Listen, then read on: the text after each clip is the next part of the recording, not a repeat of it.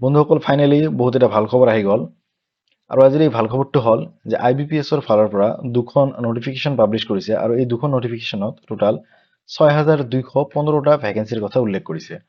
তো আপোনালোকে যদি বেংকৰ এক্সামৰ কাৰণে প্ৰিপাৰেশ্যন লৈ আছে তো এই ভিডিঅ'টো আপোনালোকৰ কাৰণে খুব এটা গুৰুত্বপূৰ্ণ ভিডিঅ' হ'ব। এই ভিডিঅ'টোত আমি এই দুখন নটিফিকেশ্যনত কি কি দিয়া আছে সকলোবোৰ কথা ডিটেইলছত আলোচনা কৰিম। তো ভিডিঅ'টো স্কিপ নকৰাকৈ শেষলৈকে চাই থাকিব। ইয়াতে দিয়া আছে টোটাল ভ্যাকেন্সি আছে 6215টা আৰু ইয়াৰে স্পেচিয়েলিষ্ট অফিচাৰ্ছ মানে এছৰ ভ্যাকেন্সি আছে 1007টা আৰু পিঅ আৰু এমটিৰ ভ্যাকেন্সি আছে 5208টা। ইয়াতে স্কেল অফ পেৰ কথা যদি আলোচনা কৰোঁ, স্কেল অফ পে ইয়াতে সেমে থাকিব সকলোবোৰ বস্তুৰ কাৰণে। ইয়াতে প্ৰথম অৱস্থাত ইয়াতে বেচিক পে থাকিব 48,480 টকা আৰু এইটো বাঢ়ি গৈ গৈ আপোনাৰ হ'ব 85,920 টকা। এপ্লিকেশ্যন ফিজ যদি কথা পাতো, ইয়াতে SC, ST আৰু PWBD কেটেগৰী কেণ্ডিডেটছে 175 টকা এপ্লিকেশ্যন ফি পে কৰিব লাগিব আৰু বাকী সকলোবোৰ কেটেগৰী কেণ্ডিডেটছে ইয়াতে 850 টকা এপ্লিকেশ্যন ফি পে কৰিব লাগিব।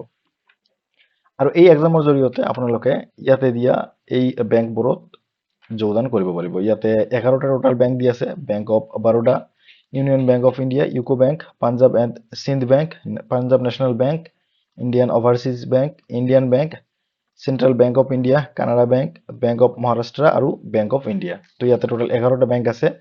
এইকেইটা বেংকত আপোনালোকে যোগদান কৰিব পাৰিব। তাৰপিছত ইয়াতে ইম্পৰ্টেণ্ট ডেটছ দি আছে। ইয়াতে দি আছে অনলাইন এপ্লিকেশ্যন প্ৰচেছ আৰম্ভ হোৱাৰ ডেট 1 জুলাই। তো 1 জুলাই মানে যোৱাকালিৰ পৰা ইতিমধ্যে অনলাইন এপ্লিকেশ্যন প্ৰচেছ আৰম্ভ হৈ গ'ল আৰু অনলাইন এপ্লাই কৰাৰ লাষ্ট ডেট ইয়াতে দি আছে 21 জুলাই। আৰু এই প্ৰি এক্সাম হ'ব আপোনাৰ অহা আগষ্ট মাহত। আৰু ইয়াতে দি আছে যি পিঅ আৰু এমটি পোষ্ট আছে এই পোষ্টবোৰৰ মেইন এক্সাম হ'ব অক্টোবৰ মাহত আৰু এছঅ পোষ্টৰ কাৰণে মেইন এক্সাম হ'ব আপোনাৰ নৱেম্বৰ মাহত। এতিয়া যদি আমি স্পেচিয়েলিষ্ট অফিচাৰৰ যি পোষ্টবোৰ আছে এইবোৰ পোষ্ট অলপ ডিটেইলছত চাওঁ, তো ইয়াতে পোষ্টবোৰৰ নাম দি আছে: IT officer, agricultural field officer, ৰাজভাষা অধিকাৰী, law officer, HR personnel officer আৰু মাৰ্কেটিং অফিচাৰ। আৰু কোনটো পোষ্টৰ এগেইনষ্টত কিমান ভ্যাকেন্সি আছে এইবোৰ ইয়াতে দিয়া আছে। এলিজিবিলিটি ক্ৰাইটেৰিয়া যদি চাওঁ, ইয়াতে দিয়া আছে এজ লিমিট ইয়াতে দিয়া আছে 20 বছৰৰ পৰা 30 বছৰলৈকে। অলপ ইয়াত আৰু ডিটেইলছতে দিয়া আছে। ইয়াতে কৈছে যে যিসকল কেণ্ডিডেটছৰ জন্ম 2/7/1995 পৰা 1/7/2005 তাৰিখৰ ভিতৰত হৈছে। ইয়াতে দুটা ডেটকে ইনক্লুচিভ বুলি কৈছে। তো এই দুটা ডেটৰ ভিতৰত যিবোৰ কেণ্ডিডেটছৰ জন্ম হৈছে, যিসকলৰ জন্ম হৈছে তেখেতসকলে ইয়াতে এপ্লাই কৰিব পাৰিব। আৰু যিসকলৰ জন্ম 2/7/1995 আগত আৰু 1/7/2005 পিছত হৈছে তেখেতসকলে ইয়াতে এপ্লাই কৰিব নোৱাৰিব। আৰু ইয়াতে এজ ৰিলেক্সনৰ কথাও উল্লেখ কৰি দিয়া আছে যে ৰিজাৰ্ভ কেটেগৰী কেণ্ডিডেটছে ইয়াতে এজ ৰিলেক্সেশ্যন পাই যাব। পোষ্ট ৱাইজ কোৱালিফিকেশ্যন যদি চাওঁ, প্ৰথমতে ইয়াতে IT অফিচাৰ পোষ্টৰ কাৰণে ইয়াতে কোৱালিফিকেশ্যন বিচাৰিছে 4 বছৰৰ ইঞ্জিনিয়াৰিং বা টেকনলজি ডিগ্ৰী বা পোষ্ট গ্ৰেজুৱেট হ'ব লাগিব in CS, IT, electronics, telecommunication বা ইনষ্ট্ৰুমেণ্টেশ্যন। এইবোৰ ইয়াতে ব্ৰাঞ্চৰ কথা উল্লেখ কৰি দিয়া আছে। বা আৰু কৈছে যে যদি DOE ACC B level graduate হয় তেতিয়াও এই পোষ্টৰ এগেইনষ্টত এপ্লাই কৰিব পাৰিব। নেক্সট ইয়াতে দি আছে এগ্ৰিকালচাৰেল ফিল্ড অফিচাৰ। ইয়াতে কৈছে যে 4 বছৰৰ ডিগ্ৰী ইন এগ্ৰিকালচাৰ বা ইয়াৰ ৰিলেটেড যিবোৰ কোৰ্চ আছে যেনেকৈ horticulture, dairy, fishery, agri marketing etcetera, এইবোৰ কোৰ্চত যদি 4 বছৰৰ ডিগ্ৰী কমপ্লিট কৰা থাকে তেনেহ'লে এই পোষ্টৰ এগেইনষ্টত এপ্লাই কৰিব পাৰিব। তাৰপিছত ইয়াতে দি আছে ৰাজভাষা অধিকাৰী। এই পোষ্টত এপ্লাই কৰিব হ'লে ইয়াতে কোৱালিফিকেশ্যন বিচাৰিছে পোষ্ট গ্ৰেজুৱেট ইন হিন্দী আৰু লগতে কৈছে গ্ৰেজুৱেশ্যন লেভেলত ইংলিছ ছাবজেক্ট থাকিব লাগিব। আৰু নহ'লে ইয়াতে কৈছে পোষ্ট গ্ৰেজুৱেট ইন সংস্কৃত, আৰু যদি সংস্কৃতত পোষ্ট গ্ৰেজুৱেট কৰা থাকে তেনেহ'লে ইয়াতে কৈছে গ্ৰেজুৱেট লেভেলত হিন্দী আৰু ইংলিছ থাকিব লাগিব।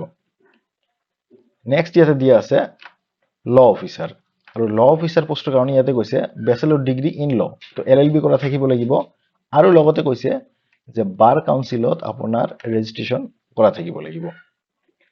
নেক্সট ইয়াতে কৈছে HR বা পাৰ্চনেল অফিচাৰ পোষ্টৰ কাৰণে ইয়াতে কৈছে graduate with 2 year full time PG degree বা ডিপ্ল'মা, তো গ্ৰেজুৱেট কৰা থাকিব লাগিব আৰু লগতে PG ডিগ্ৰী বা ডিপ্ল'মা কৰা থাকিব লাগিব ইন HR বা HRD বা পাৰ্চনেল মেনেজমেণ্ট বা ইণ্ডাষ্ট্ৰিয়েল ৰিলেশ্যনছ সোশ্যাল ওয়াৰ্ক বা লেবাৰ। তো এইকেইটাত যদি আপোনাৰ ডিগ্ৰী পিজি ডিগ্ৰী বা ডিপ্লোমা কৰা থাকে আফটাৰ গ্ৰেজুৱেট তেনেহ'লে আপুনি এই HR পাৰ্চনেল অফিচাৰ পোষ্টত এপ্লাই কৰিব পাৰিব।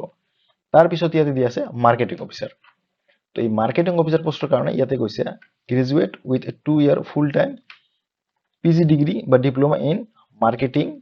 ইয়াতে দি আছে MBA, PGDBA, PGDBM, PGPM আৰু PGDM। নেক্সট ইয়াতে এটা কথা দি আছে যে ইয়াতে কৈছে পোষ্ট আদাৰ দেন IT অফিচাৰ।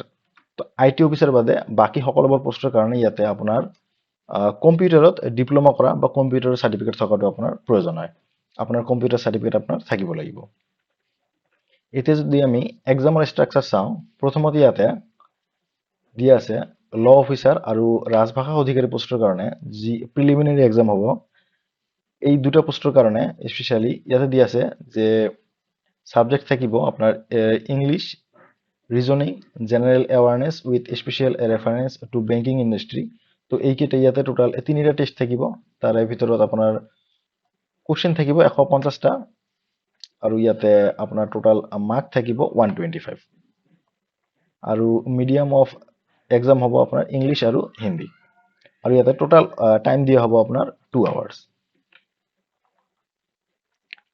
আৰু বাকী যিবোৰ পোষ্ট আছে এই পোষ্টবোৰৰ কাৰণে ইয়াতে টেষ্ট দি আছে ইংলিছ, ৰিজনিং আৰু কোৱান্টিটিভ এপ্টিটিউড। টোটাল 150 কুৱেশ্যনছ থাকিব, ইয়াতেও মাৰ্কছ থাকিব 125। ইয়াতেও টোটাল টাইম থাকিব 2 hours। আৰু যেতিয়া মেইনছ এক্সাম হ'ব, আপোনাৰ যি মেইন এক্সাম হ'ব তাতে আপোনাৰ ৰাজভাষা বাদ দি বাকী যিবোৰ পোষ্ট আছে এই পোষ্টবোৰত আপোনাৰ প্ৰফেশ্যনেল নলেজৰ কুৱেশ্যন থাকিব 60টা। ইয়াত টোটাল মাৰ্ক থাকিব আপোনাৰ 60টা। আৰু ইয়াতে আপোনাৰ ডিউৰেশ্যন হ'ব 45 মিনিট। আৰু যি ৰাজভাষা অধিকাৰী পোষ্ট আছে এই পোষ্টৰ কাৰণে আপোনাৰ 2 ধৰণৰ কুৱেশ্যন থাকিব। প্ৰথমে থাকিব 45টা কুৱেশ্যন, এইকেইটা অবজেক্টিভ হ'ব, আৰু 2টা কুৱেশ্যন থাকিব আপোনাৰ ডিছক্ৰিপটিভ, মানে আপোনাক লিখিব লাগিব। আৰু ইয়াতে টোটাল মাৰ্ক থাকিব আপোনাৰ 60। ইয়াতে টোটাল আপুনি সময় পাব 1 ঘণ্টা। নেক্সট ইয়াতে PO আৰু MT পোষ্টৰ কাৰণে ইয়াতে দিয়া আছে টোটাল ভেকেন্ট পোষ্ট আছে 5208টা। ইয়াতে এলিজিবিলিটি ক্ৰাইটেৰিয়াত ইয়াতে এজ লিমিট সেম আগৰ দৰে দিয়া আছে। আৰু ইয়াতে কোৱালিফিকেশ্যনত ইয়াতে কৈছে graduate in any discipline from A recognised university. তো ইয়াতে আপুনি গ্ৰেজুৱেট থাকিলে ইয়াতে এপ্লাই কৰিব পাৰিব। আৰু ইয়াতে কৈছে যে আপোনাৰ ভেলিড মাৰ্কশ্বিট বা পাছ চাৰ্টিফিকেট আপুনি যেতিয়া এপ্লাই কৰিব তেতিয়া আপোনাৰ হাতত মাৰ্কশ্বিট আৰু পাছ চাৰ্টিফিকেট থকাটো বাধ্যতামূলক হয়। ইয়াতে যদি আমি এক্সামৰ ষ্ট্ৰাকচাৰ চাওঁ, ইয়াতে প্ৰথমতে দিয়া আছে টেষ্টৰ নাম ইয়াতে দিয়া আছে। টেষ্টত থাকিব আপোনাৰ ইংলিছ লেংগুৱেজ, কোৱান্টিটিভ এপ্টিটিউড আৰু ৰিজনিং। আৰু ইয়াতে টোটাল 100টা কুৱেশ্যন থাকিব আৰু মাৰ্ক থাকিব 100। টোটাল আপুনি সময় পাব ইয়াতে 60 মিনিট, 1 ঘণ্টা ইয়াতে টোটাল আপুনি সময় পাব। এইটো হ'ল আপোনাৰ প্ৰি এক্সামৰ কাৰণে। আৰু মেইন এক্সামৰ কাৰণে ইয়াতে এইখিনি দিয়া আছে এক্সামৰ ষ্ট্ৰাকচাৰ। তো আপোনালোকে এইখিনি কাইণ্ডলি চাই ল'ব। নেক্সট ইয়াতে আপুনি যেতিয়া এপ্লাই কৰিব যাব তেতিয়া আপোনাক যিবোৰ ডকুমেণ্টছৰ প্ৰয়োজন হ'ব সেইখিনি ইয়াতে দিয়া আছে। আপোনাৰ ফটোগ্ৰাফ, মানে পাছপোৰ্ট আপোনাৰ ফটো লাগিব, আপোনাৰ চিগনেচাৰ, থাম্ব ইমপ্ৰেশ্যন আৰু এখন হেণ্ড ৰিটেন আপোনাৰ ডিক্লেৰেশ্যন আপোনাক ৰেডি কৰি ল'ব লাগিব।